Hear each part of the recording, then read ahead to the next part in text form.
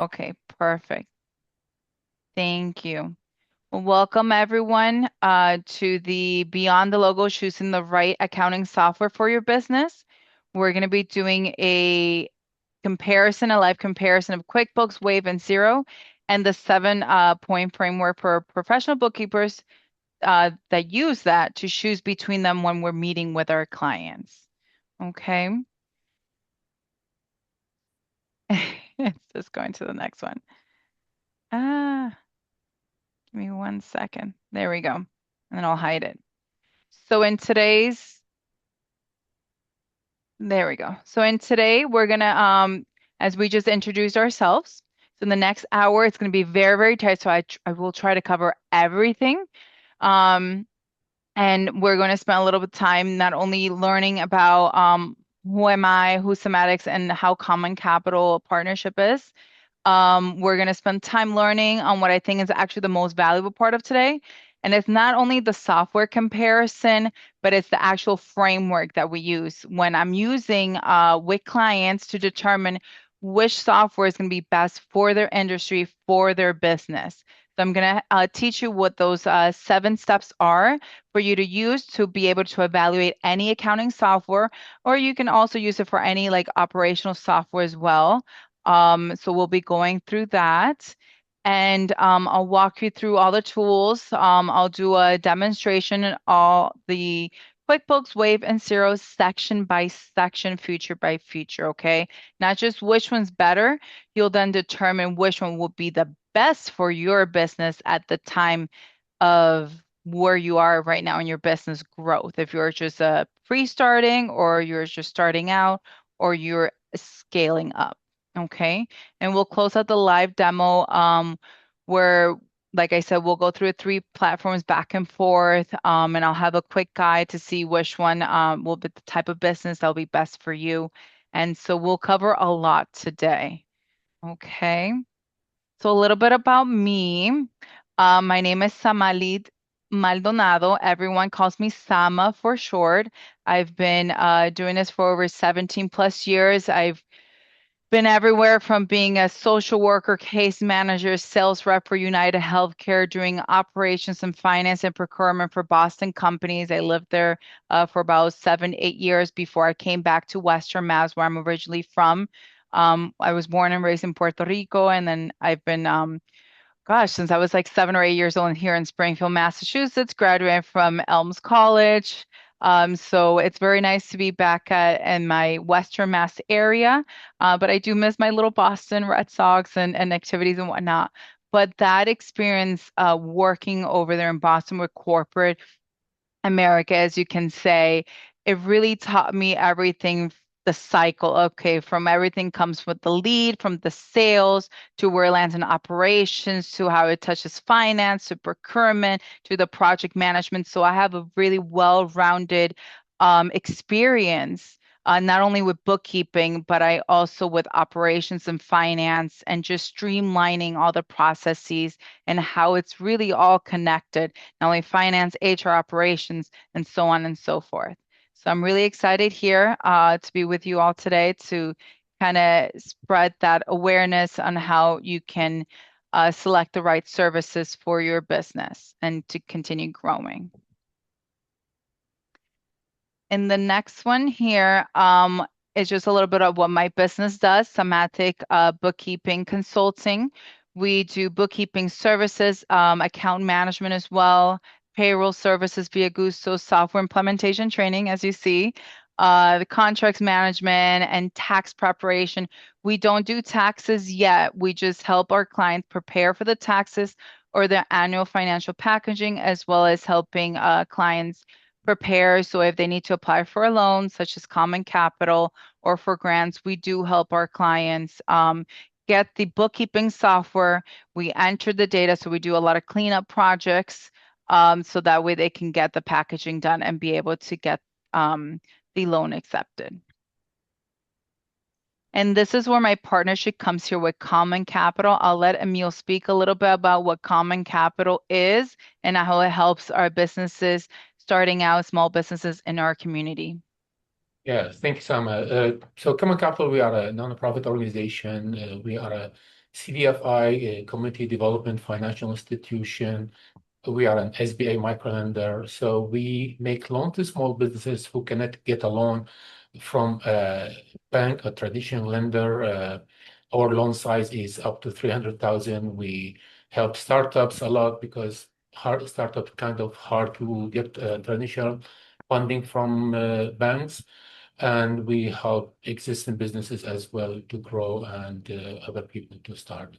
Uh, we try to say yes. We provide a lot of before and after the loan. So when you apply for the loan, we have the business navigator can take together the financial projection to help you to put together those financial projections, those business planning as well to put together the loan package. If you get the loan, you will have a full team to work with you after you get the loan. Myself will be the business coach and consultant like Sama. We hire independent consultant to do bookkeeping training, accounting training, as well as marketing training. We have HR, full team of HR can access all those services for free for all borrowers. So we are here to help and to connect you with resources. Perfect. Thank you so much, Emil. So now, before we get into the really good stuff, I want to take a quick little poll. I know in the introductions we kind of said which softwares we're working with, but I want to know what accounting software are you currently using or not using at all. So take a second, look at the options on the screen, choose the one that you're currently working with, or if you're doing like spreadsheets or pen and paper or pencil, just write it down on the chat because this is really going to help me. It's helpful to know where we all are, and wherever you land on this poll, it's going to be okay because at the end of this workshop, you'll be able to know how to, with confidence, say, okay, I'm going to, if I'm switching from QuickBooks or if I'm starting out, I'm going to choose Wave or etc. Let's see here. Let me open up the chat. So use Google Sheets too, QuickBooks and spreadsheets. Spreadsheets. Okay. Perfect. Okay, so a lot of spreadsheets, some QuickBooks. I don't see anyone with, oh, Wave, one personal for Wave. Okay, perfect. Okay, perfect. Thank you so much for that. Okay, so now going to the nitty-gritty. So let's talk about how people go about choosing a counter software because it's usually broken. Most comparisons out there just tell you if you go on YouTube or if you speak to somebody specifically, they'll tell you QuickBooks is better than Wave or Xero is the best for small businesses. And that's really just somebody's opinion. It doesn't tell you why. And it definitely doesn't help you if you're trying to decide on a tool that nobody's even mentioned for you or what actually is better for your industry and the stage of your business. So what you actually need isn't somebody else's opinion, it's a framework. And that's a repeatable way to evaluate any accounting software. You can use it as well for operation softwares if you like, for any business at any stage. Because here's the truth. Once you know how to evaluate software properly, you never need to ask anyone else's opinions again. I know there's a lot of options out there and there's a lot of ratings and whatnot, and there's too many options, but you'll be able to form your own opinion and your own evaluation. So before we look at a single piece of software today, I want to hand you that framework, okay? There are 7 things every business should be checking for, and I'm going to walk you through all the 7 right now, and then we're going to use this exact checklist for the rest of the webinar as we compare QuickBooks, Wave, and Xero side by side. Now let's get into that. Let me make this bigger. Perfect. So, okay, here are the 7 things I want you to really internalize this list because we're going to come back to it and again for the rest of the webinar. So number 1 is ease of use. Can you team actually use this without a CPA translating every screen for them or a bookkeeper? Can you actually, if it's only you or if you have a staff or if you're training a staff internally, would they be able to open the software, be able to use it? I know some people are not computer friendly, but they're learning it. So would they be able to use it consistently? And that's the key to ease of use. If you can use and pick a software that they can use consistently and be able to adapt easily to it, then that's definitely a pro. Number two is automation. Does it have rules? Does it have recurring transactions, reminders that take manual work off your plate? That is one of the biggest time savers and it's often overlooked. So number three is the bank connections. Now I know some may have QuickBooks Desktop or they're kind of iffy about the cybersecurity or not sharing information with third party, but the bank connection is key. How reliable are the bank feeds? How clean is the matching and how fast can you actually reconcile? This is probably the single feature you'll interact with the most month after month. This is the core hub of operations of a bookkeeper, of an accounting software, is the bank connections.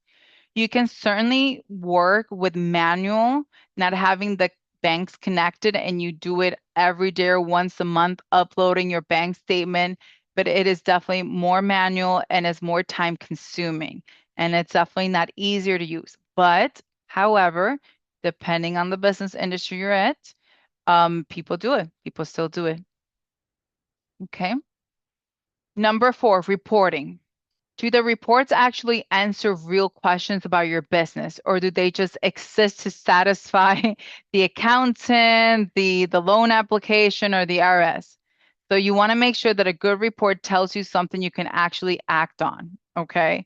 So that's one thing we'll definitely go over, and you'll see the different types of reporting in these three software demonstrations. Number five is scalability. Is there room to grow in this software? Can this software grow with you? Can go into payroll, inventory, multiple users, or will you outgrow it in a year? And I feel like that is, I mean, I feel like all of these are important, but that's definitely a key one because you don't want to pick a software that you're good for the first year.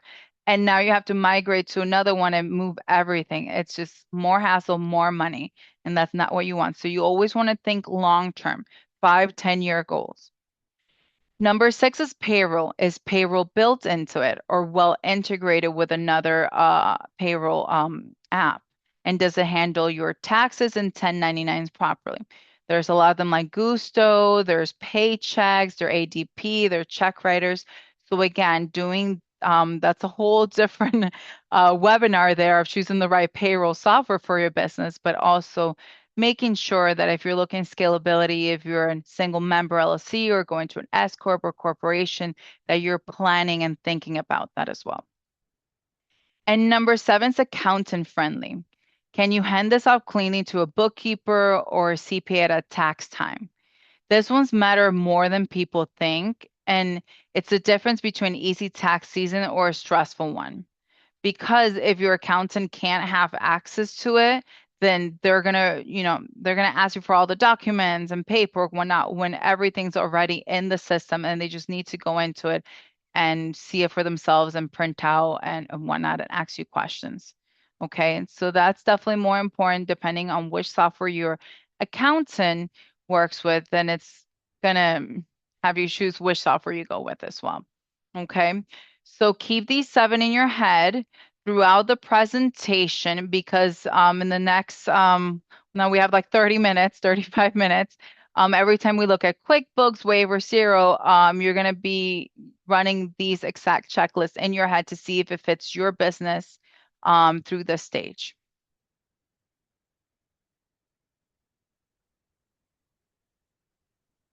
Okay.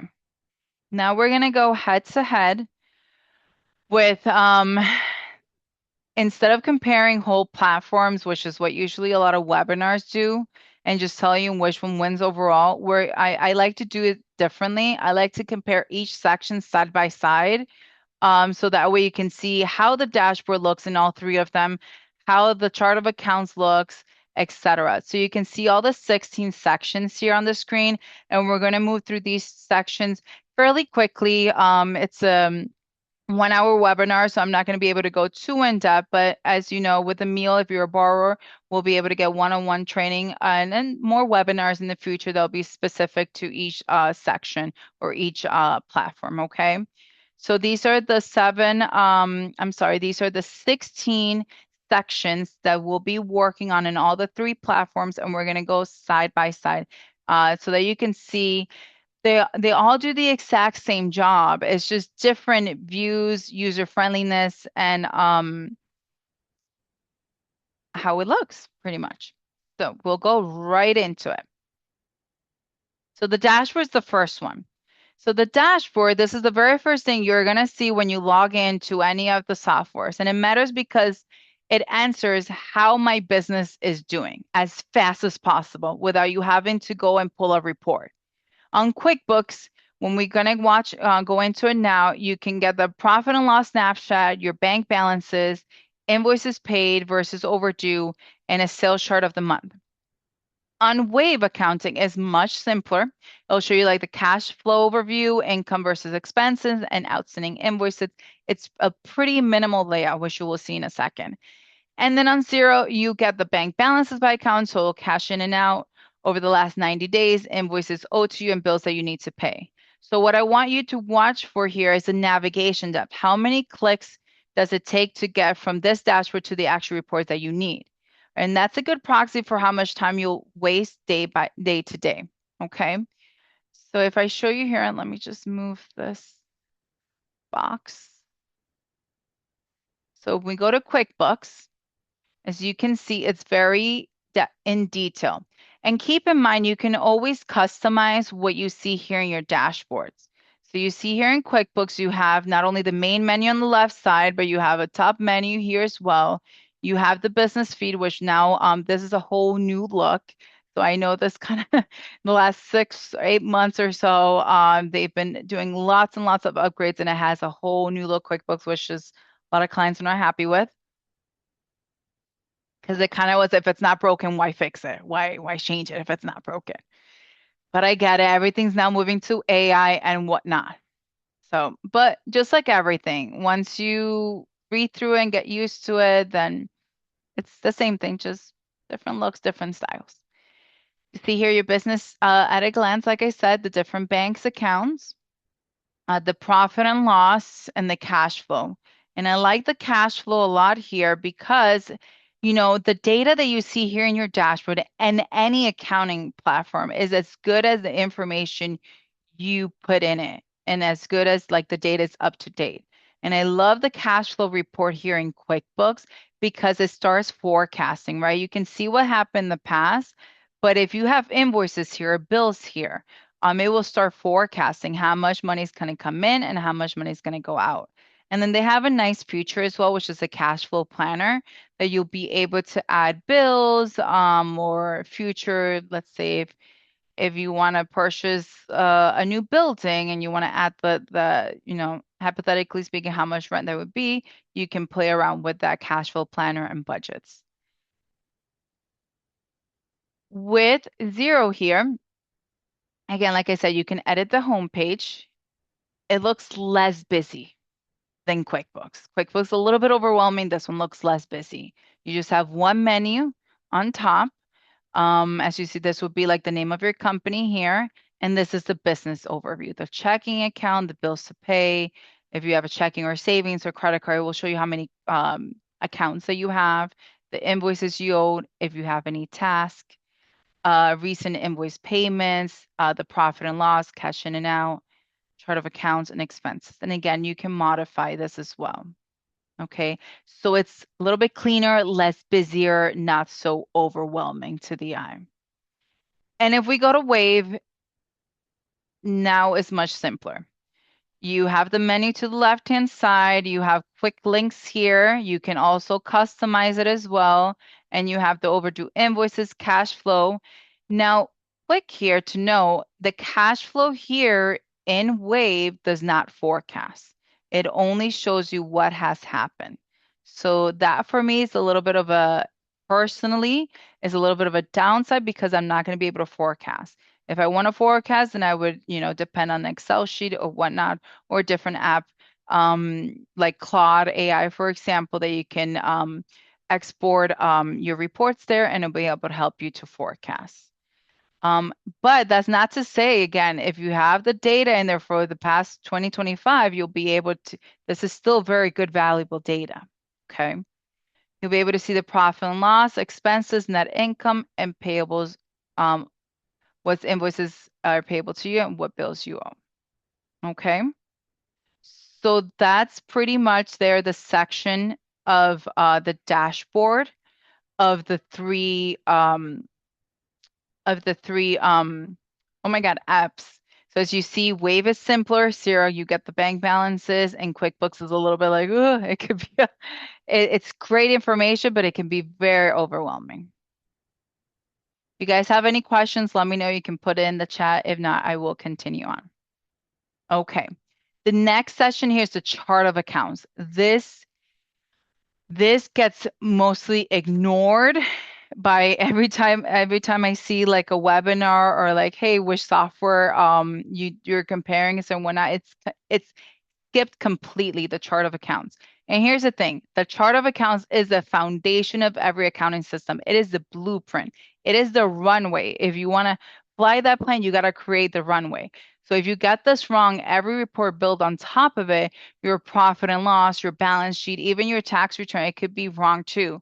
This is generally the root cause of most messy, messy books that I see and when we're doing cleanups. So I'm going to show you live how to create an account, edit one, and archive one as well, so you can see the differences between the three. But this is, in my opinion, this is the most important thing first and foremost before you even start categorizing and matching banking transactions. When not, you need to create your chart of accounts.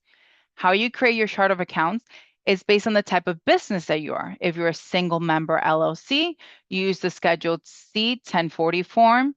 And if you're an LLC selecting S Corp, then you're the 1120S tax form, which are very different. So you want to make sure, I always give as a hint, not as a hint, as a tip, excuse me, to look at the tax form that you're in so that way you're not being, adding things that don't get credit when you're doing your taxes. So you want to make sure that you're just adding the right things that you're going to get on your tax returns, okay? So in QuickBooks, how do we get there? There's several ways. As you see, you have the menu on the left side, and you can go to accounting, you see chart of accounts, or you have the tool settings over here, and then you see the chart of accounts. So there's many ways in QuickBooks to get to the same place. As you see here, the chart of accounts, when you first create QuickBooks or Waiver Zeros, they'll ask you a series of questions, and based on that in the industry, it's what creates a pre-made chart of accounts for you. But then after you make that, you want to go through it based on your industry. And like I said, you can have a bookkeeper or even talk to Claude AI about it to see what you should add and what you shouldn't add and what shouldn't be in there, okay? So let's say, for example, in my business, I don't do any prepaid expenses. So I will go here and I would make this make inactive. And I would make this inactive and that's it. It's completely gone. So I just edited that. If I wanted to add a new chart of accounts, let's say I want to add consulting services as an income, I write the name, I select the type of account that it will be if it's asset, liability, equity, income, or expenses. Create the income. The detail type here is based on the taxes, so it's a service fee.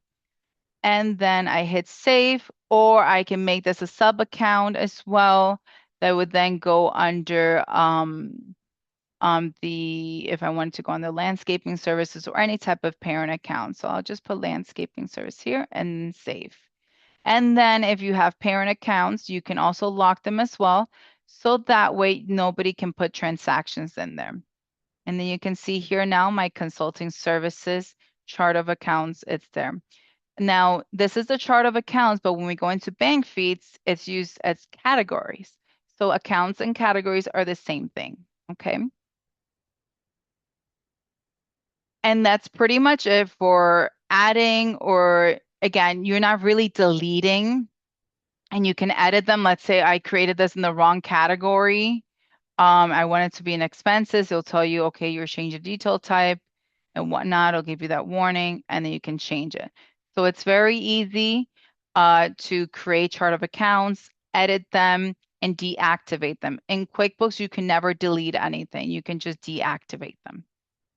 In Xero, when we go to accounting, you can go to chart of accounts, and this is how the chart of accounts looks like. So it's very similar. You have your Here it's more organized, right? Again, QuickBooks is a little bit overwhelming that it has everything in one big list, but here has you have the big list, all accounts. Um, you have the assets, liabilities if you want to work by sections. Okay. Here you can delete. It's deactivating. I know it says delete, but it's usually deactivating or archiving them. But it's the same thing. You just pretty much go in here, account type, add new account. You select which category you want it to go into. If you wanted to go, you want to create an expense, you can a code that's like ledger numbers. I won't go into that for this webinar, um, but it's a unique number that identifies that goes based on the categories. And then we can just create utility expenses. You can write description, it's optional. And then if it has tax or not, and then just hit save. Kind of shows you where it's going there. Let's create. It might, yeah, because this one already has number. So those are the numbers here. You can see I created it. Okay. And that's pretty much how you create an account in Xero. And the same thing, like if I wanted to delete it, or I can delete it or archive it. Okay. So I'll delete it. This is a demo. And so then when I have a client and we sign a software, this is the first steps that I go through. It's the chart of accounts. We look through it. We make sure everything fits. If you have any assets, vehicles, equipment, and whatnot, we add them. If you have liabilities, loans, lines of credits, we add them. The same thing with equity. Equities pretty much stays the same. And then we review all the expenses, make sure that all these are applicable to your business and whatnot. Now in Wave, you go again to accounting. So you see they're all under accounting, and you go chart of accounts. Can close this up. And here it's even more simplified. Now you just have the three sections, and it has subsections here as well. So cash and bank, usually in cash and bank, you don't touch it. This is when you connect your bank account, it will automatically create this account for it. And then usually the rest here, unless you have any, like I said, landscaping equipment or any type of equipment, we will add them. Okay. And then lines, liabilities, credit cards, we will add them as well. So if, for example, you have a common capital loan, I can just hit add new. I put loan number and I put common capital. And then if you want to put description here of what's the total amount that you borrowed, now you can put it there. And that's it. Very simple. It's much simpler to create a chart of accounts here. As you can see, more much basic. And it's cleaner in a sense. It's easier to the eye. It has it broken down by sections. And again, if you want to go, we always go through the categories, make sure so that it applies to your business. So if we're a landscaping company, I'm not usually buying hardware. So I can archive this account. This one doesn't have delete. It just has archive, okay? And it disappears. So that's pretty much the demo of how to create the chart of accounts, how to edit, how to create it, how to archive it, and how to create a sub account. If you want to import chart of accounts, QuickBooks does have that and Xero does have that. Wave, unfortunately, I don't believe it doesn't have that. It has for you to import your transactions, but not your chart of accounts. Okay. So now here in the screen, you can see the difference, now that you've seen it in action, here's how the three stack up. QuickBooks, as you saw, offers a deep customization, unlimited sub-account depth. You can import via Excel or CSV, and a strong tax line mapping. Wave is much simpler, is a pre-built chart of accounts, it's editable but less granular, and no native CSV import. So it's good enough for freelancers, but if you feel, you will feel how it can limit as you grow the company. And Xero is clean and flexible, easy parents and sub-account structure. It does offer the CSV import support, and it's particularly strong if you're running multiple entities. And notice this is exactly where two of our seven framework criteria shows up: the accountant friendly and scalability.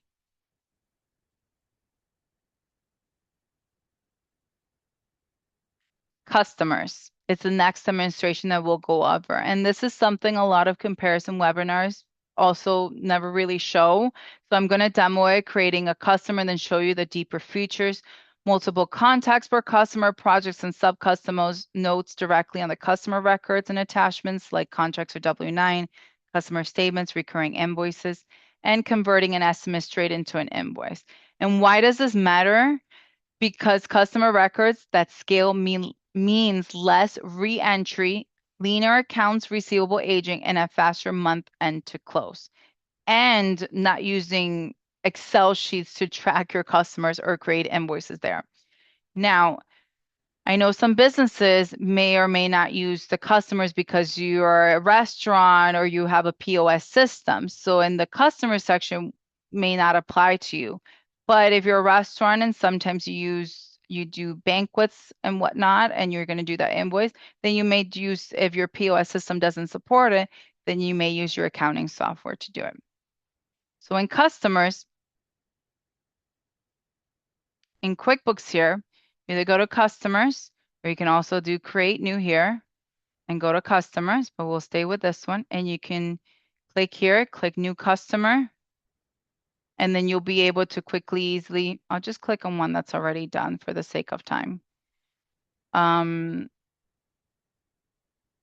you'll be able to add the first name or the company information, and then choose how you want the display name to look like. You should just say, choose the business name. You add, well, now Intuit is connected to MailChimp and whatnot, so you can do marketing. That's an extra add-on. I always tell my customers to always ask the billing address, add them there. This is where you can add notes and attachments if you have a specific contract with them, whatnot.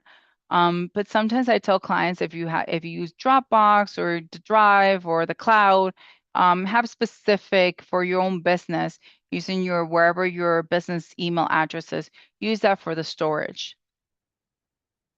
But if you need something to be easily accessible, you can add it here. Payments here, if you're connected and if you pay the extra for the bill pay, you can put all the bill information in there. Sales tax as well, if you are charging them sales tax, and you can decide whichever state they're in, and custom fields and the relationship and sales over here. So this is how the customer looks like for QuickBooks. And then you'll be able to see the transaction list, all the deposits or all transactions, or if you want to see all invoices or the estimates and whatnot, you'll be able to go through here. You can see activity feeds, statements, recurrent transactions, so on and so forth. In Xero, we would go to contacts, all contacts.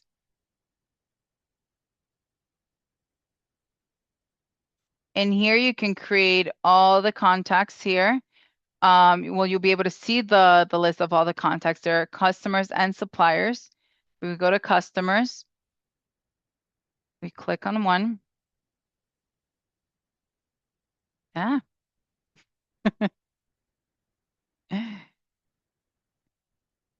Come on. There you go. Come on. No, I want to see it.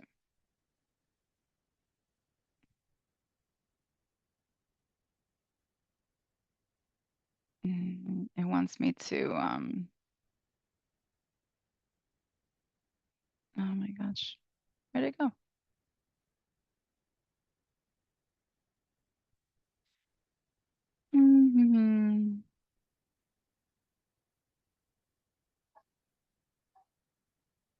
There you go. Okay, you don't want to open for me now? Okay. It All looks like right. it wants you to verify it's you. Yeah, okay. I wanted to open a contact that was already there, but all right. Well, as you saw up here on the right side, this is how you would create a contact. So you would add the business information there, the primary. You can add additional person as well, the phone number and website, just how we just saw in QuickBooks as well. The financial details, if you're paying them through Xero here as well, and the tax information. Um, and it has a little bit more here, the sales. So it asks you a little bit more about the organization, the sales settings, if there's any discounts or not, if they're a nonprofit, so they're tax exempt, you can add that information here as well. And let's see, that's pretty much it for the Xero. I wanted you to see one that was already made, but we'll go to the next one. And in Wave, you would go to sales and payments, you would go to customers. And here, I'll click on one that's already made. But you can see how the customer, it's so much simpler, um, user-friendly to the eye, I would say. Very basic. So you can see the full name, the billing address, the unpaid invoices, all of the invoices here, the activity. If I wanted to edit the customer, this is how it would look like. I can add a phone number. I can add another contact. If there's specific account numbers, if you're like, I see like a lot of therapists and whatnot, they have specific account numbers that they have to add here for their billing software. So they'll link that there. And if you're doing shipping, whatnot, and this is pretty much how the customer creation looks like. If I wanted to create a recurring invoice for this client, so now if I wanted to, I can just pick the customer, add the information.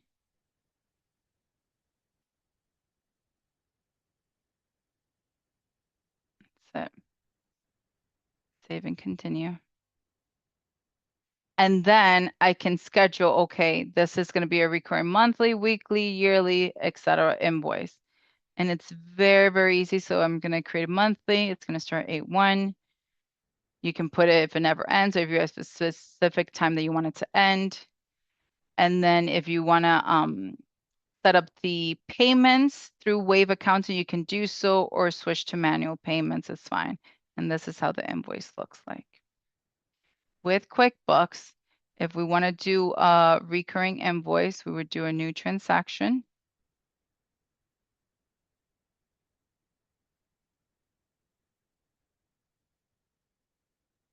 Here is giving you suggestions of billable time. I won't go into that. That's a little bit more in depth today. But you can pick and click here, make recurring. And then you would set up the start date, the end date, etc. And in Xero, if we go to sales, invoices,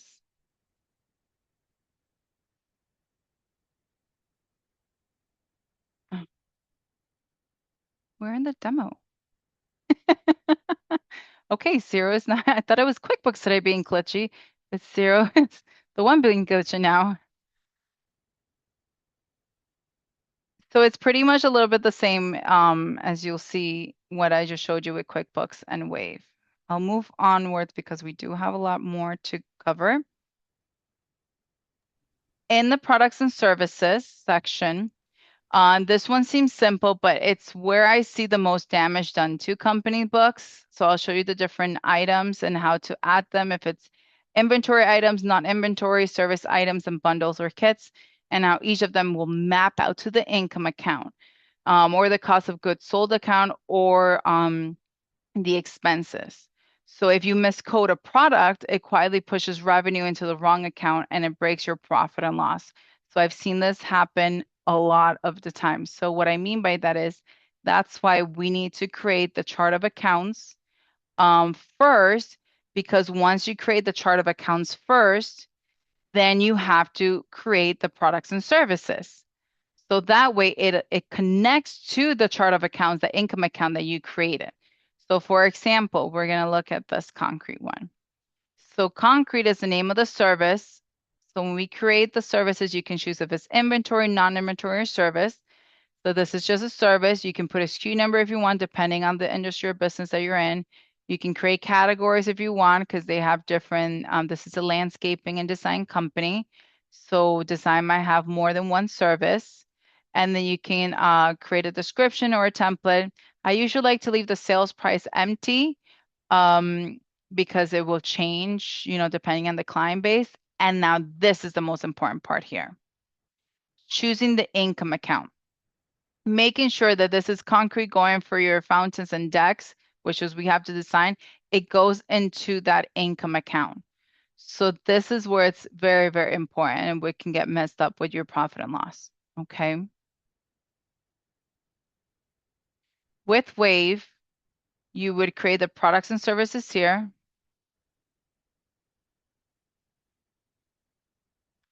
As you see, we do, this is when you click add new products and service, you create the name, you put description, you put the sell this, and then this is where you choose the income account. So it's much simpler, as you see to the eye.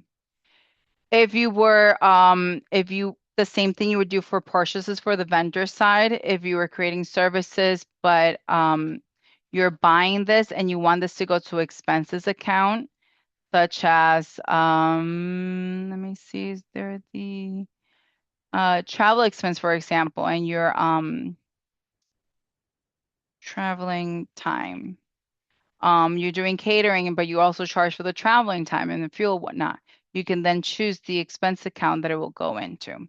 So this is very important because it determines when you create an invoice where that service is landing, if it's landing income account or service or expenses account. And with Xero, let me see if it's gonna let me do it.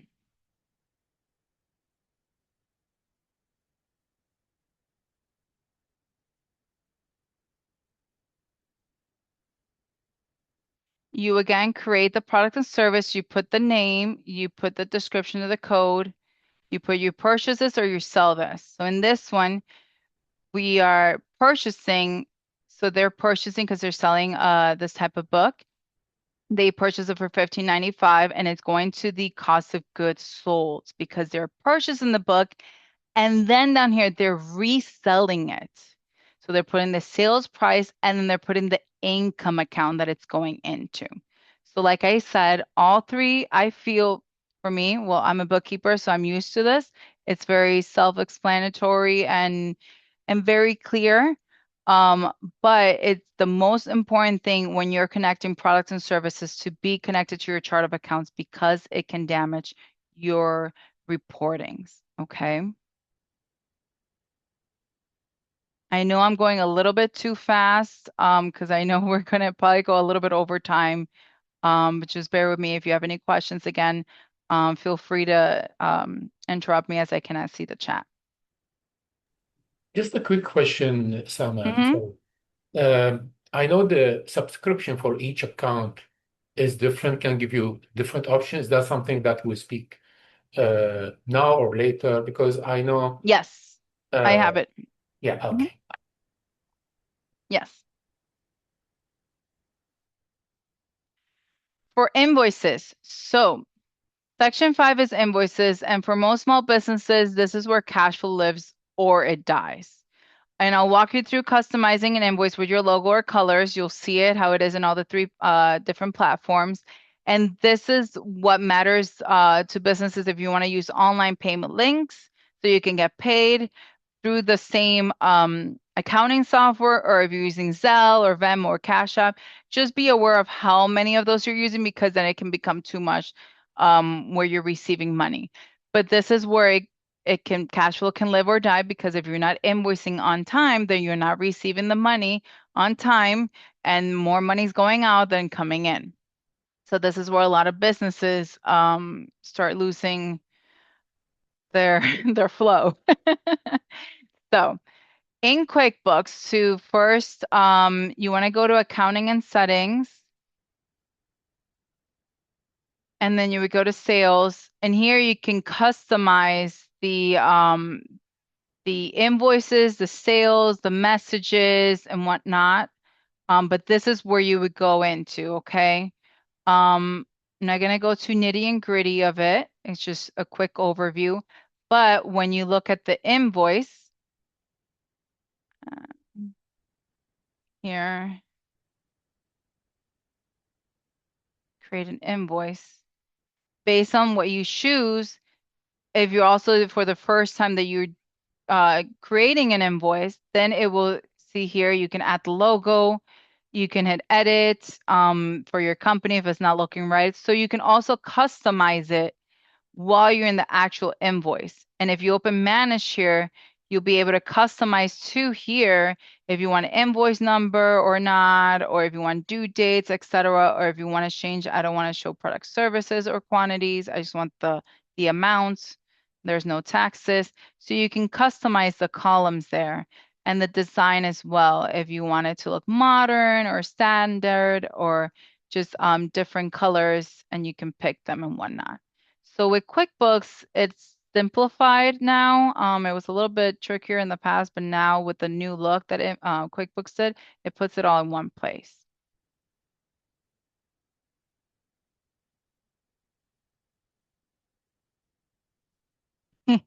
It won't let me do. I'm so sorry, folks. Sometimes the dummy accounts are great, and sometimes they're not. Yes, it won't let me do it, but it's very similar to what I just showed in QuickBooks.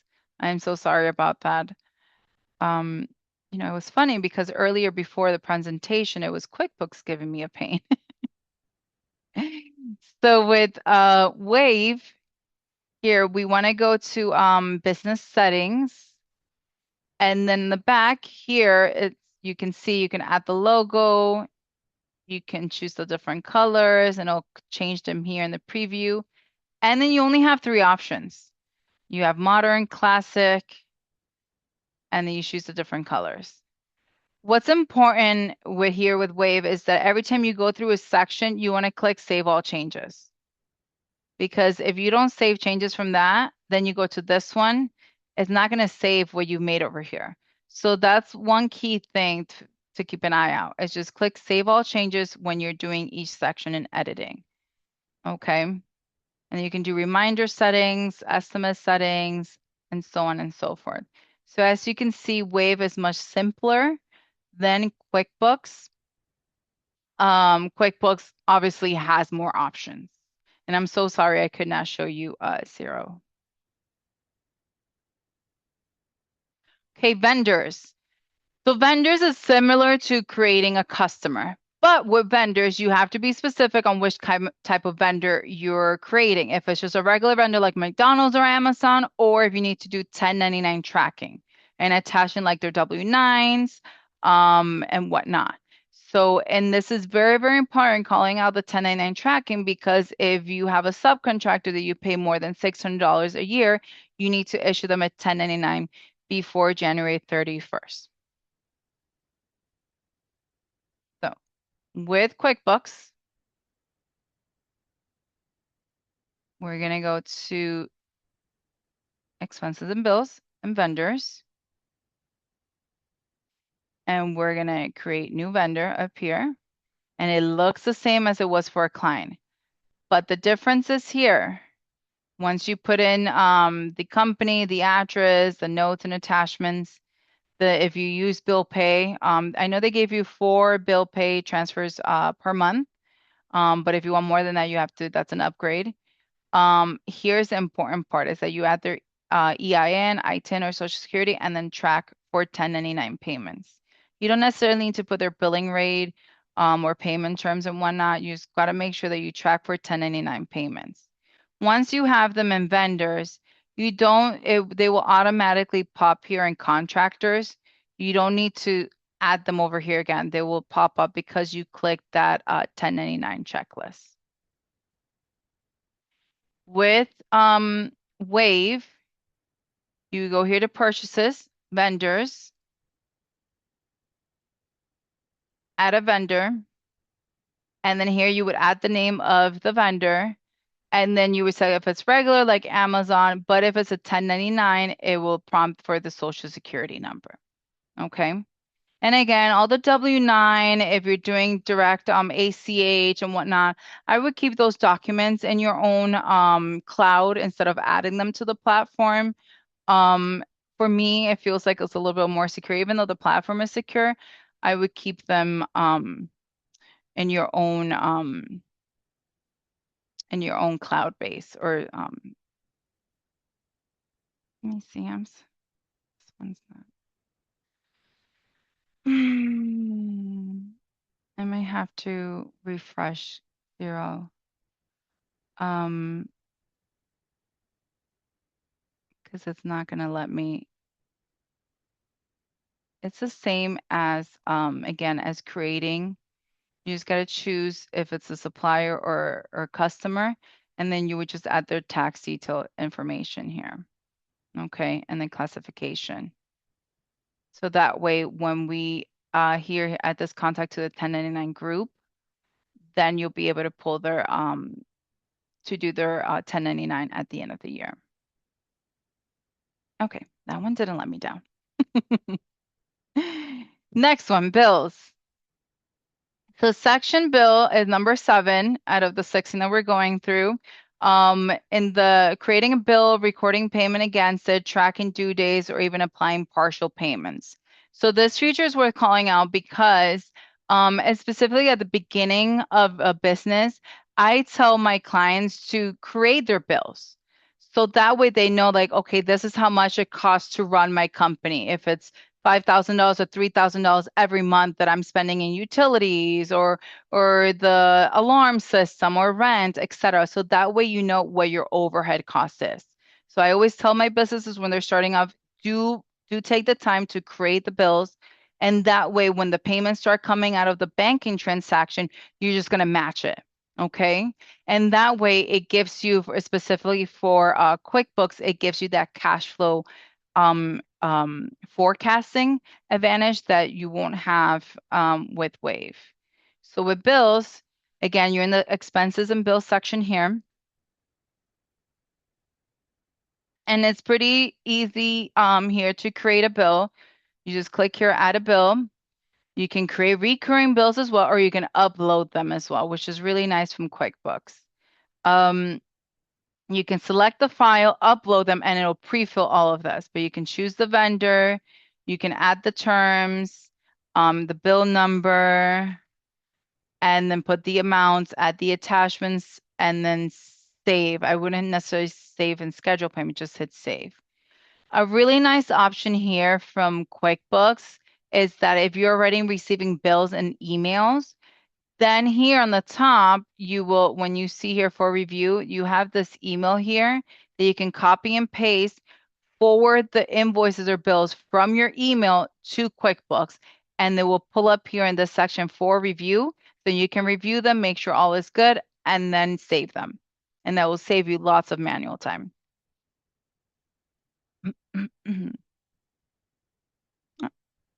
Cancel. In Xero here, you would just go here. As you see, this is the bill list of all the ones that are waiting payments, or if it's a paid, they have the reference numbers, the due dates, if you want to make a payment or whatnot. So this is really nice. And you just here create bills. You can upload bills again. And you can import for CSV. And you can also do the same thing as QuickBooks. Send them from your email. And it looks a little bit different, but it looks like the paper format from like back in the day when you're doing bills and whatnot. So you can choose and add the information here as much as you want, if it's one line or more lines and whatnot. And then you can approve and make a payment or save them. In Wave, you would just go here to bills in the purchases section. You can see your list here of bills, which ones have been paid, which ones haven't been paid yet. When's the due date, the amount owed, and if you want to pay the contract, record payment. And if you want to create the bill, you just click create bill. And again, you choose the vendor, at the bill date, due date. So again, similar information that you're putting in all three softwares, just looks differently. This one is very straightforward, as this one as well. And this one, as you see, will have the same look.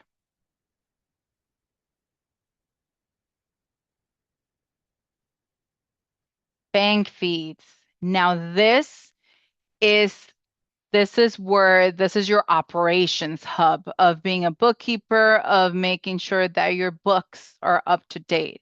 So you want to make sure that you connect, like I said before, connecting the bank account, reviewing downloaded transactions, matching them. You can build rules here, split transactions. Split transaction meaning like the principal versus the interest. If you're making one payment, or if you went to Target and bought different things like materials and supplies, another one's cleaning, another one's clothes that has nothing to do with the business, you want to split those transactions. Recording transfer and doing match. So this is, like I said, this is the operation hub of where a bookkeeper pretty much lives in and day out. In QuickBooks, we go here to accounting, bank transactions. So prior to getting bank transactions, you want to connect your accounts. So this is where you would link the accounts. It'll take you somewhere else. No, I didn't want you to take you there. But you can link the accounts there to the bank. Oh, I did it again. And you choose the right bank account. It takes you to the whole process. You enter username and password of the bank accounts. Once you've done through that process, all the transactions going to come through. Keep in mind now that banks are getting stiffer in the sense of they're not, before in the past, you can upload transactions up to a year or 2 years or 3 years ago. Now you can't. Some banks now have restricted to 6 months or 3 months or a year, and that's it. So keep that in mind. So if you're looking to clean up and start everything fresh from 2026 or do some backlog work at 2025, you may have to do some data entry or which here you can upload from a file, and then it'll teach you here the supported formats, and it also gives you a template as well. So this is where bookkeeping lives.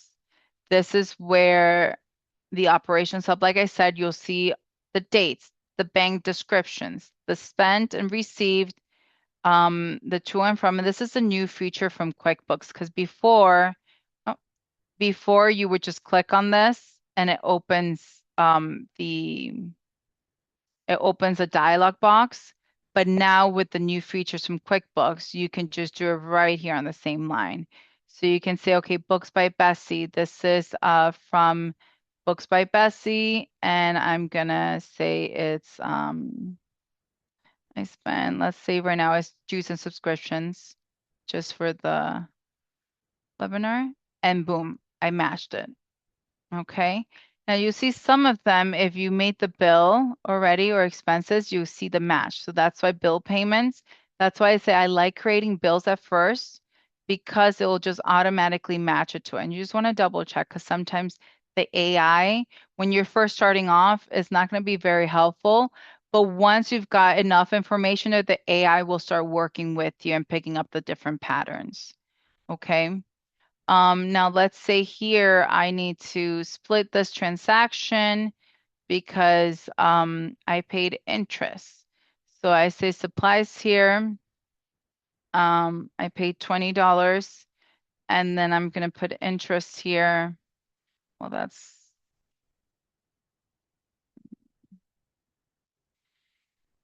paid interest. Let me create it real quick. Interest paid, for example. Select the expense. Interest paid. Save.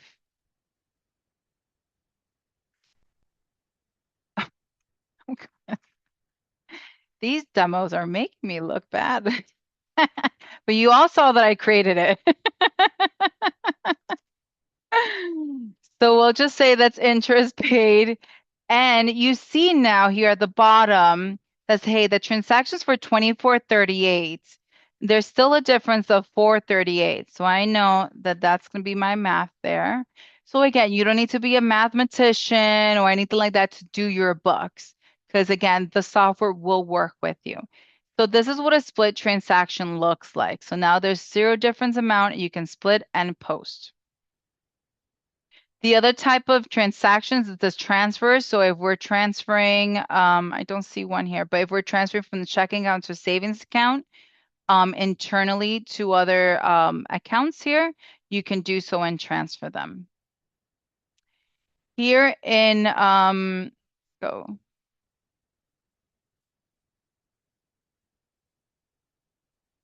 bank accounts. Here in Xero, it looks a little bit different.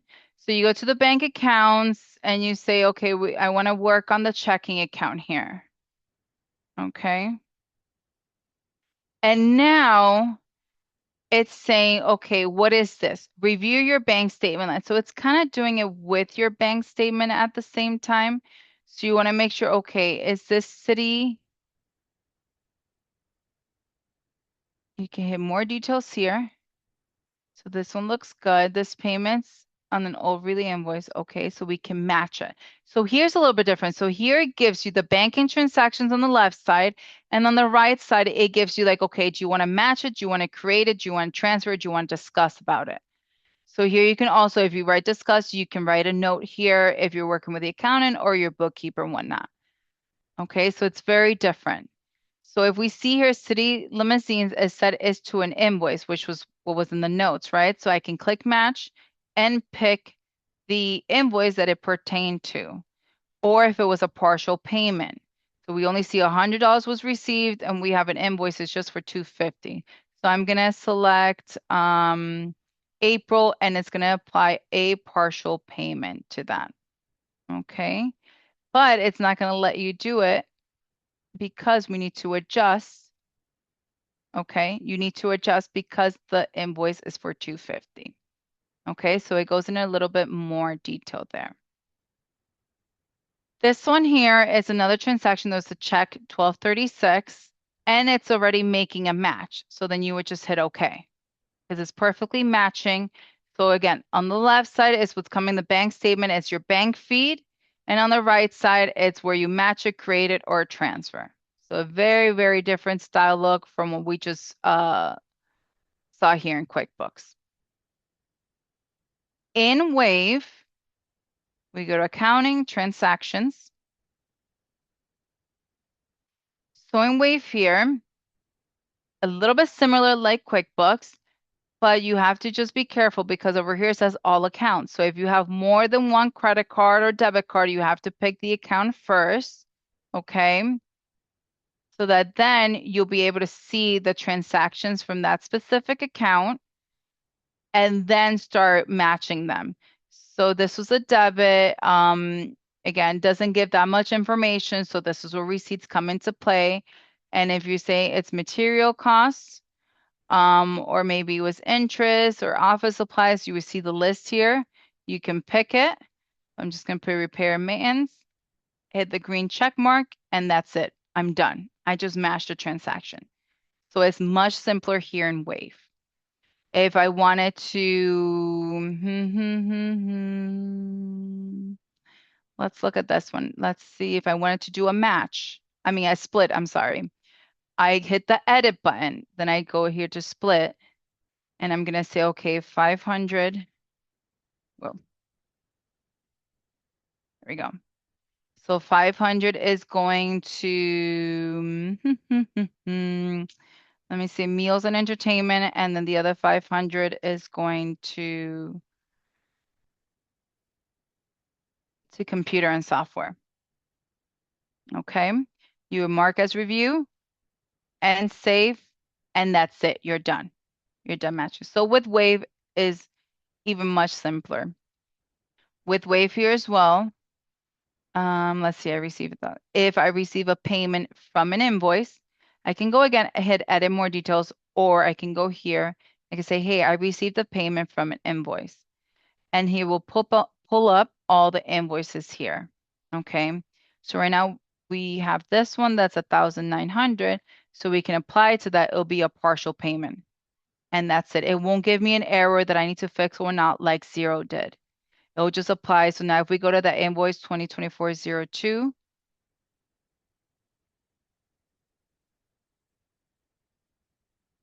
see, it applied the partial payment, so there's still $900 due. Okay, so much simpler. And banking transactions, I feel like Wave is really good if you're not computer savvy. Xero can be a little bit complicated at first, but then you get used to it. And QuickBooks, um, I feel like it's tied with Wave with simplicity.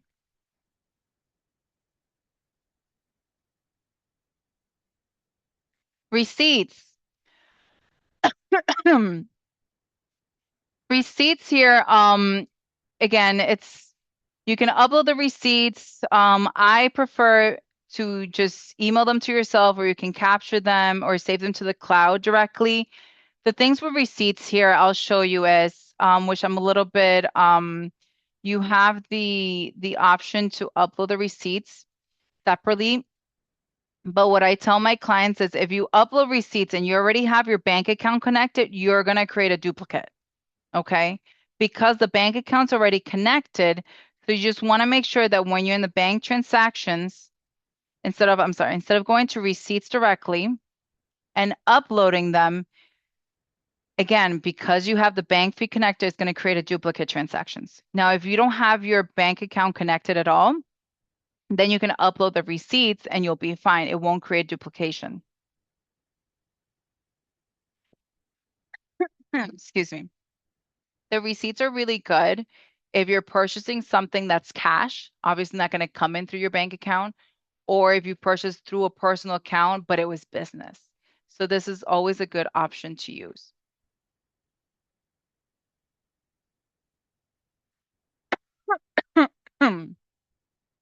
And receipts here, always got, oh, where did they put my receipts?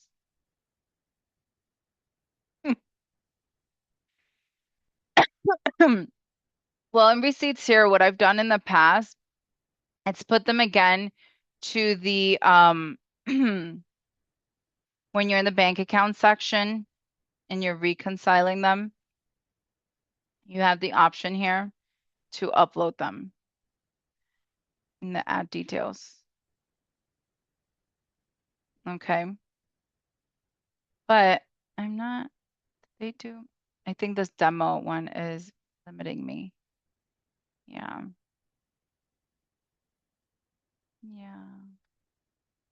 Because this should just be, yeah, it's limiting me. I'm sorry, folks, about that. The receipts over here in Wave, you go to receipts, and again, you can upload them for your mobile, but you have to pay. So this is the free version that I have. So it just 8 months, $8 a month for just to upgrade to receipts plan, or just get the pro plan, which is $20 a month, and you'll be able to do everything. But again, you do not need to upload receipts if you have your bank accounts connected, okay? All right, because then it would create a duplicate. So you can scan the receipt again if you're doing cash purchases or things that are coming from your personal accounts that are not being registered in the bank accounts in the system. Now, Section 10 in report, this is what most business owners are actually care about at the end of the day, because I just don't want to show you where to click. I want to also explain what each report here means. So as you see here, the profit and loss is what you're actually making money. The balance sheet is what you do own versus owe right now. The cash flow is where the cash is actually going. The accounts receivable aging is who owes you and how overdue is their invoice. And the AP is accounts payable, what do you owe and when it's due. The sales by customer, who are your best customers, pretty much. Expenses by vendor, where is spending concentrated, which is very useful. And the general ledger, it gives you the full details behind the numbers. The trial balance, do the books actually balance? Budget reports, actual versus plan, and project reports. So the winner for this one, I would say, is definitely QuickBooks. QuickBooks will give you the most um, expansion of how many reports you can ask for. So I always have in your favorites on the top the balance sheet, profit and loss, and the accounts receivable agents. But you have the business overview here, who owes you what, all the reports, and you can always put a star next to them to which one's important to you and your business and what you're trying to evaluate, sales and customers, what you owe, expenses and vendors, sales tax, employees, for my accountants, payroll, and so on and so forth. So it has tons and tons of reports. Here in Wave, you get more reports as well, which is really good. You get all the favorites on the top here. You get financial performances, financial statements, the payables and receivables, projects too, reconciliations, taxes and balances, transactions. So you definitely get a little bit more, not as many as QuickBooks, but a little bit more. And you can also create custom as well. And the same thing with QuickBooks, you can create custom reports as well. And with Wave is much simpler. You get your 3 financial statements here, which are the most important. You get the taxes, the payroll. Tax is a new feature that you're using. Customers, just 3 reports. Vendors, the 2 reports, and just detail reporting. And that's it. That's pretty much the basic reporting that you need for a business that's starting up. Now, reports compared, as you saw, QuickBooks has the deepest report library. It's highly customizable with industry-specific reports and built for CPAs and bookkeepers. Wait gives you just the core reports only with limited customization, fine for simple filing, not built for deep analysis though. And Xero has a strong real-time reporting, great visual dashboards, and solid budget versus actuals, and handles multi-entity reporting as well. So this is squarely the reporting and scalability criteria from our framework at play here, okay? And reports, it's very, very important for a business. The mobile apps, I'll quickly go through this. A lot of people forget this one, but it's how much owners actually touch their books for the day. So you could do banking reconciliation in the QuickBooks mobile app. You can also do it in the Wave and Xero's as well. Xero app has mileage tracking as well, receipt capture through the Hub Doc, invoice and quote creation, and even bank reconciliation on the go. The Wave app covers the receipt scanning, invoice creation, and payment acceptance. So it's just simple and very lightweight, which helps new businesses instead of having a POS system and also like a merchant, and then having the little scanner thing. Wave can actually do that. So you can save money there. Okay. And QuickBooks as well has the mileage tracker with automatic GPS, receipt capture, invoice creation and sending and payment acceptance and dashboard. But again, you have to, depends on what subscription you get. Okay.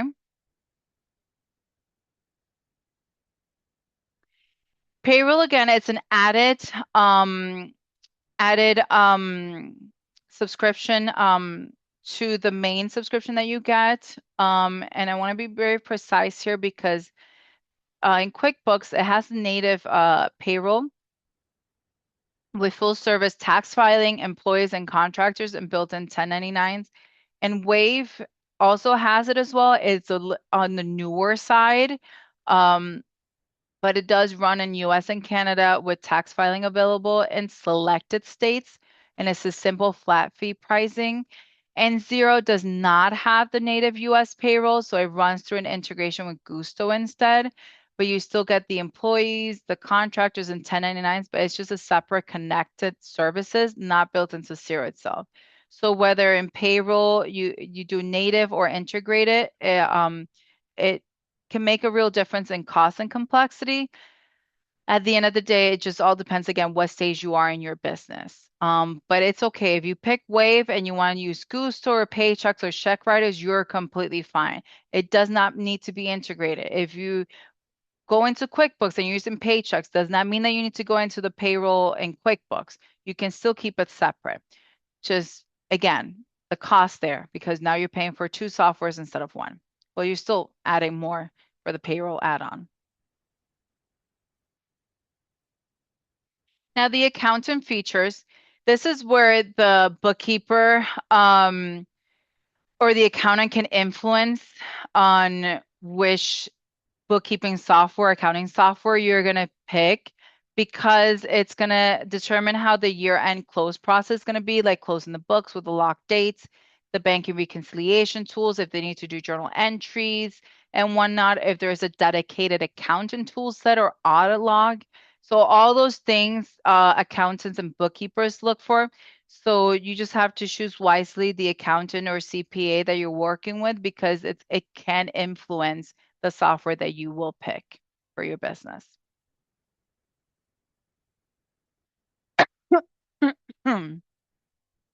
Automation is very important as well. Um, it's one of the fastest growing between the platforms and recurring invoices. Like I showed the recurring bills, the bank rules, so you can automate those type of certain things.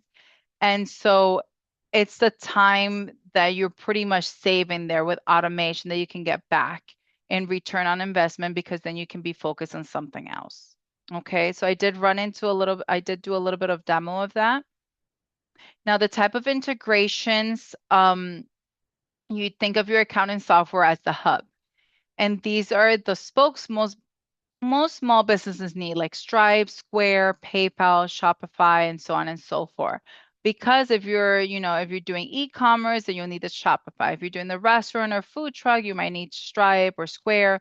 A lot of people like Square because it has also the POS system, the website, it has everything integrated. It also has booking as well. So you just have to make sure which accounting software can integrate with these. Now, there's a pros and cons, right? You don't necessarily need to have these integrations with your accounting software, right? Because if you're using a POS system, the POS system is tracking your sales. It's your register day to day. So you're going to have those sales reports, you're going to have your inventory there, you're going to have your pricing and whatnot.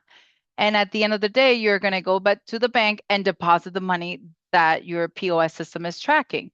And then your accounting system, which is Square, QuickBooks, or Wave, I'm sorry, Xero, Wave, or QuickBooks, is going to bring in that deposit because your bank account is connected.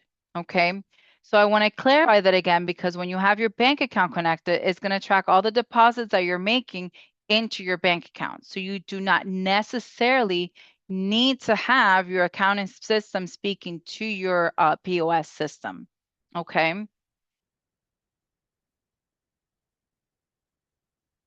And at the end here is security.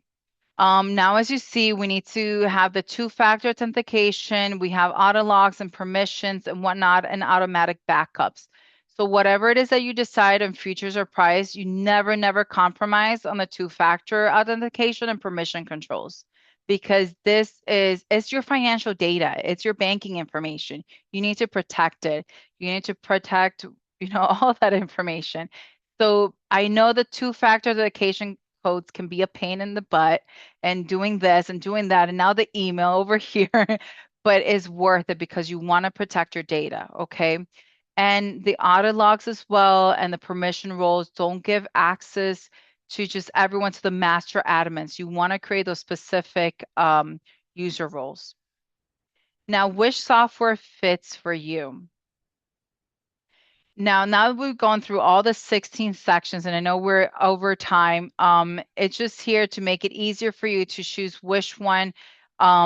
Instead of giving you a boring comparison table, I built this starting with the recommendations by business type. So a freelancer starts with Wave, a startup can also start Wave or QuickBooks, a contractor, QuickBooks, construction or restaurant, retail, those are bigger. Companies there in e-commerce. So you can see here my recommendations for you based on your industry type. Okay. Now the pricing as for today. So I pulled these numbers directly from each vendor site. So these are accurate for today. With QuickBooks, I did put that the pricing will update on August 3rd, 2026. The prices did go up for the Essentials Plus and Advanced. The Simple Start and Solopreneur stayed the same, but the Essentials and Plus was 150, now it's 140. So the prices for QuickBooks are going up. And this has to do a lot with AI and automation, okay? With Wave, about 2 years ago, it was completely free. Now it started at $15 a month and 16. Now it's staying steady at $20 a month. And with Xero, you can see, oh, sorry, I clicked something. And then with Xero, you can see the three different the three different, the $25 a month for the early, up to the established and $90 a month. And remember, Xero has no native US payroll. It runs through Gusto, billed separately. And one important note, these are list prices and promotional, and they are promotional discounts right now. They're very common. So if you go to each specific site, I know QuickBooks is offering a promotion for the first 2 or 3 months at $20, and then it will go up to the pricing that you see on the screen. So always double check your pricing before you commit, or before you see, whenever you see this webinar, always check the pricing at each software. Now, to wrap up here, here's a bonus section that I added here. The 10 mistakes I see people make most often when choosing an accounting software, and choosing software because it's free is not good, or ignoring future growth, thinking software replaces a bookkeeper because it doesn't. It's just a tool, it's not a substitute for expertise, and not considering accounting compatibility prior to choosing your accounting software. Okay. Um, choosing a software before learning bookkeeping basics is also a huge mistake there. And then skipping the chart of account setup, like I've explained. Never turning on banking rules or automation, ignoring the 1099 and payroll needs until the end of the year when it's too late to fix easily, because then the work has already stacked up and built up. And now you have to pay extra to do a cleanup project, and not testing the mobile app before committing if you really need to have the mobile app if you're going from business to business and whatnot, and migrating the data without a cleanup plan. So if any of these sound familiar, don't worry, we can definitely help you with that, um, because now you have the framework, as I've explained, to be able to consider any of these three accounting software, because there's more. There's FreshBooks, there's plenty of bookkeeping software. So you don't need to stick to these three. You can still evaluate the other ones that are out there in the market. Okay. So these are my starting recommendations for your specific business type, which I've went over the four, the 10 mistakes to avoid before you commit to a platform. And so then now you're no longer, now after this webinar, and I hope the key takeaway that you take from this webinar is that you're no longer going to need someone else to compare software for you. You're going to be that someone who knows how to evaluate it, because that's the whole point for today, because you're the one that knows your business the best. So don't leave that evaluation up in someone else's hand. Of course, you can always take consultations and whatnot, but at the end of the day, you know your business and where you want to grow it to. Okay.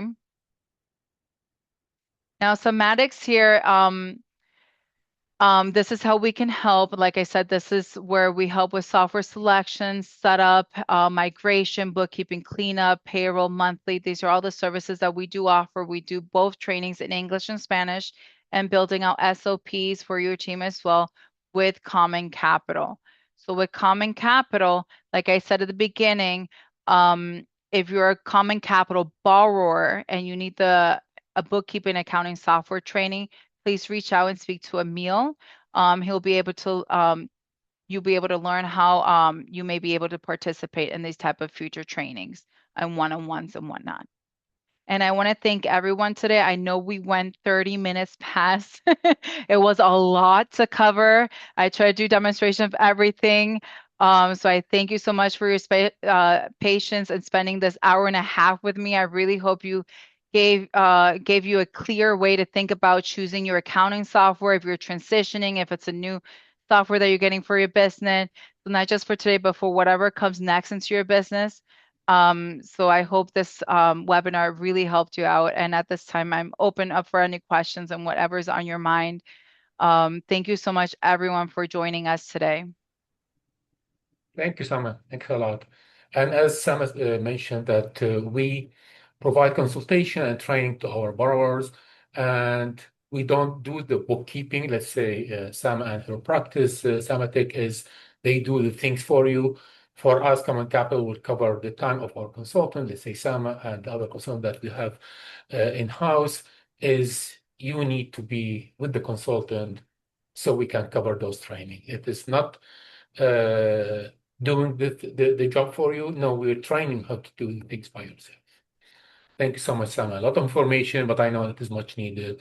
And I'm sure which one of those software or platform that you want to choose, you can, when you go to those, each one of them, they will give you the pricing, and each one of them can give you the options and depend on the subscription. That correct, Sama? Yes, that is correct. Yes. And again, if you need any assistance or whatnot, I'm not sure, Emil, if you're giving information later after in an email, whatnot, or they'll be able to see the webinar on the website. But feel free to reach out to Emil if you need more introduction or one-on-one session and whatnot. I do offer a 30 minutes free session if you need some consultation, whatnot, follow up. Can I, Sama, can I ask I have a client that I'm